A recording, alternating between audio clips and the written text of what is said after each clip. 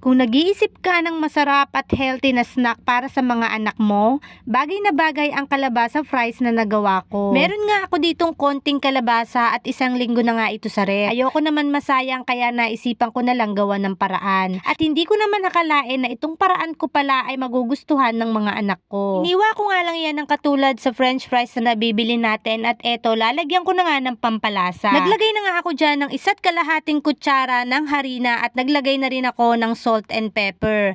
Yan lang ang gagamitin kong pampalasa at mas maganda kung sa ganyang lagayan nyo siya ilalagay para mas madali na nga lang din haluin. Kita nyo naman ang ganda ng pagkaka-mixture niya. Nakapagpainit na nga rin pala ako dyan ng mantika at eto sisimulan ko na nga yung pagluluto. Nakakasigurado ko mga mare na magugustuhan to ng mga anak nyo dahil nagustuhan din ito ng mga anak ko. Kung pagkukumparahin ko yung potato fries dito sa kalabasa fries, masasabi ko nga na halos wala silang pinagkaiba.